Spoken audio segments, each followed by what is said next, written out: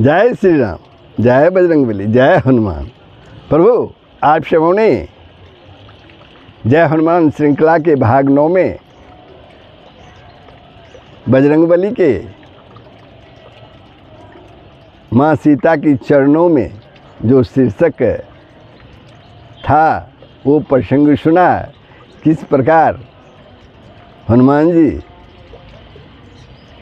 विभीषण जी से पता करते हैं कि मैया सीता अशोक वाटिका में कैद है, तो वे सूक्ष्म रूप धारण कर अशोक वाटिका में एक वृक्ष पर चढ़कर अपने को पत्तों के छुपा लेते हैं और मैया को कृष्णकाय अवस्था में देखते हैं। उनकी अवस्था देखकर वीर हनुमान अत्यंत दुखी हो जाते हैं। तब वे मुद्रिका जो है प्रभु श्री राम ने वो जो उन्हें मैया सीता को पहचान के लिए दी थी उनके सामने गिरा देते।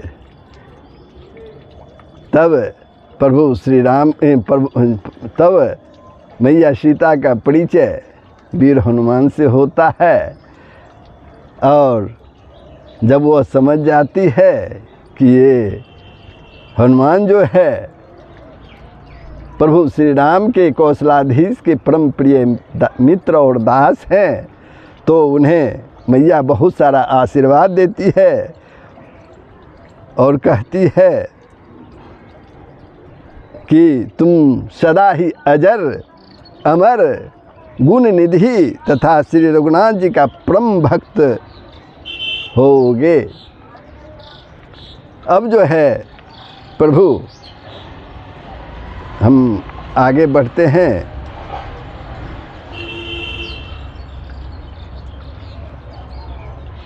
और अगले श्रृंखला के अगले भाग में हम प्रवेश करते हैं। वह भाग है अशोक वाटिका का विध्वंस, यानी वीर हनुमान द्वारा अशोक वाटिका को तहस नहस कर देना। तो प्रभु ये प्रसंग प्रारंभ हो उसके पूर्व आप लोगों से नम्र निवेदन है कि यदि आपने वीडियो को सब्सक्राइब नहीं किया है तो अवश्य ही कर देंगे। बजरंगबली सदा आप पर सहाय रहे। वीडियो को शेयर भी करेंगे, कमेंट भी करेंगे, लाइक भी करेंगे। जय श्री राम, जय हनुमान। माता सीता का अमोघ आशीर्वाद पाकर सीता मैया ने मुझे अजर अमर होने की जो आशीर्वाद दिया था वो पाकर हनुमान जी को बड़ी ही प्रसन्नता हुई।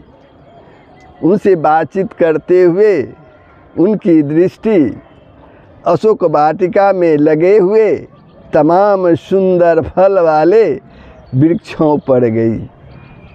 हनुमान जी की नज़र उस वाटिका में जो फल लगे हुए थे उन वृक्षों पर चली गई।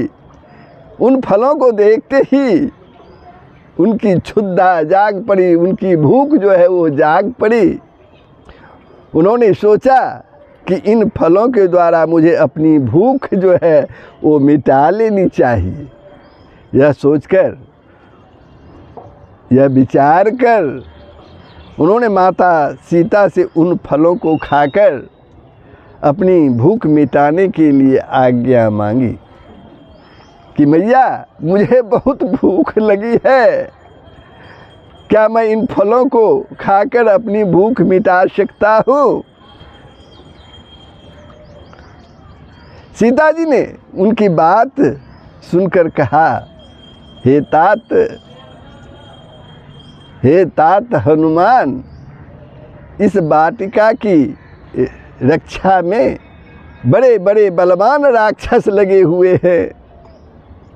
फल खाने के प्रयत्न में उनके द्वारा तुम्हारी हानि हो सकती है। हनुमान जी ने कहा, माता मुझे उनका कोई भय नहीं है। अगर मुझे आप आज्ञा दीजिए, आप मुझे आज्ञा दीजिए। सीता जी उनकी बात सुनकर कहा, ठीक है, तुम भगवान श्री रामचंद्र जी का स्मरण करके इन मीठे फलों को खाओ, प्रभु का स्मरण करके इन मीठे फलों को खाओ। माता सीता की आज्ञा पाकर महावीर हनुमान जी निर्भय होकर, निडर होकर अशोक वाटिका में पहुंच गए। खूब जी भर भर कर फल खाया, पेड़ों को भी उखाड़ उखाड़ कर, तोड़ तोड़ कर वे फेंकने लगे। बहुत से बलवान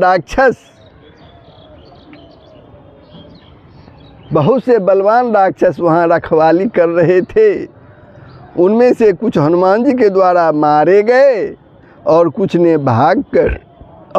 भागकर रावण को बताया कि अशोक वाटिका में एक बहुत बड़ा बंदर आया है। हे प्रभु, उसने फल भी खाया है और पेड़ों को भी उखाड़ उखाड़ कर फेंक रहा है।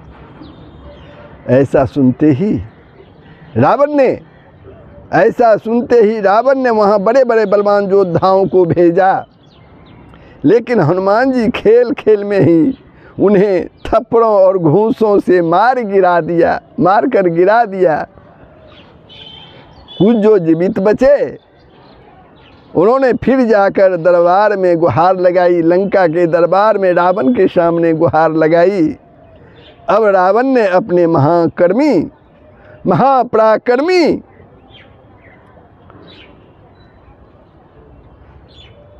पुत्र अक्षय कुमार को वहाँ भेजा, किंतु वह भी हनुमान जी के हाथों मारा गया। उसके वध का समाचार सुनकर रावण बहुत ही दुखी और क्रोधित हो उठा। अब उसने देवराज इंद्र को भी युद्ध में जीत लेने वाले अपने सबसे बड़े पुत्र मेघनाद को वहाँ भेजा।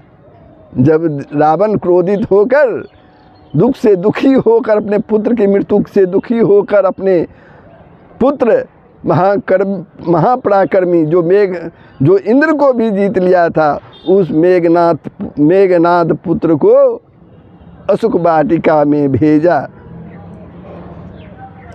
रावण ने उससे कहा, किससे? मेघनाद से, बेटे उस बंदर को जान से मत मारना, उस बंदर को जान से मत मारना, बांध कर ले आना दरबार में। मैं भी उसे देखना चाहता हूँ कि वह अद्भुत बलशाली बंदर कौन है, वह अद्भुत बलशाली बंदर कौन है और कहाँ से आया है। अब मेघनाद बहुत से बलवान योद्धाओं के साथ अशोक वाटिका की ओर चल पड़ा। हनुमान जी ने देखा कि यह अत्यंत भयानक और विकराल योद्धा सामने से आ रहा है, अत्यंत भयानक और विकराल योद्धा सामने से आ रहा है। बस पहले तो उन्होंने मेघनाद के साथ आने वाले योद्धाओं को अपने शरीर से रगड़ कर मार डाला। जितने भी योद्धा से प्रभु हनुमान ने उन्हें अपने शरीर से रगड़ कर मृत्यु लोक को पहुंचा दिया। फिर एक पेड़ उखाड़कर, एक वृक्ष उखाड़कर उसके द्वारा उसके रथ को घोड़ों सहित चकनाचूर कर दिया। एक पेड़ उखाड़ा और उसने प्रहार कर मेघनाद के रथ को चकनाचूर कर दिया। उसके बाद एक जोर का मुक्का मेघनाद की छाती पर मारकर वह फुर्ती से पेड़ के ऊपर जा बैठे। कौन? हनुमान जी। मेघनाद थोड़ी देर के लिए मूर्छित यानी बेहोश हो गया।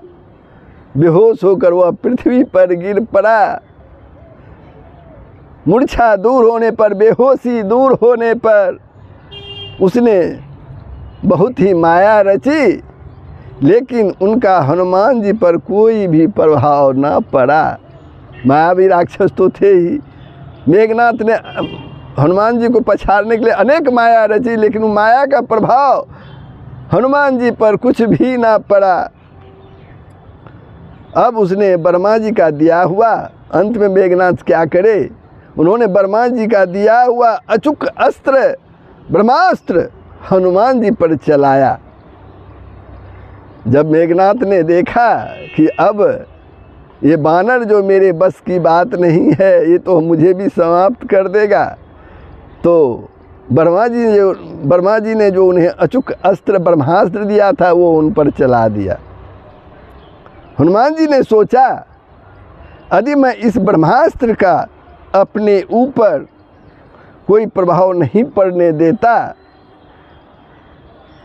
क्योंकि ब्रह्मा जी ने ही बचपन में उन्हें आशीर्वाद दिया था कि तुम पर ब्रह्मास्त्र भी कोई प्रभाव नहीं डालेगा, तो हनुमान जी ने सोचा, यदि मैं इस ब्रह्मास्त्र का अपने ऊपर कोई प्रभाव नहीं पड़ने देता तो इसका अपमान होगा, ब्रह्मास्त्र का अपमान होगा, और ब्रह्मास्त्र का अपमान हुआ तो ब्रह्मा जी का अपमान हुआ।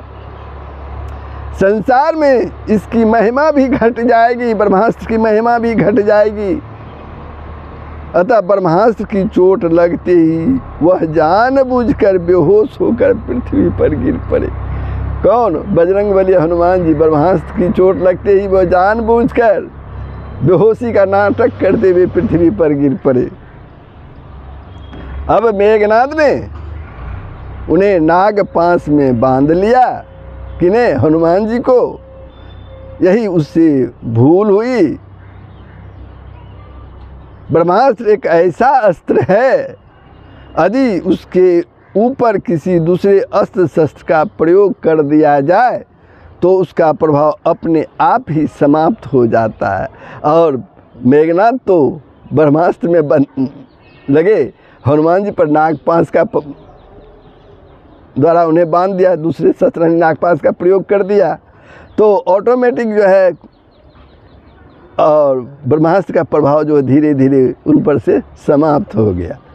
इस प्रकार मेघनाथ की भूल से हनुमान जी स्वयं ही ब्रह्मास्त्र के प्रभाव से छुटकारा पा गए। उन्हें उसका प्रभाव नष्ट करने की आवश्यकता ही ना पड़ी। तो ये प्रसंग था प्रभु अशोक वाटिका विध्वंस। ये प्रसंग कैसा लगा कमेंट के माध्यम से अवश्य बताएंगे। प्रसंग को शेयर करेंगे, लाइक करेंगे। यदि वीडियो को सब्सक्राइब नहीं किए हैं तो वीर हनुमान की कृपा से सब्सक्राइब कर देंगे। जय श्री राम, जय हनुमान।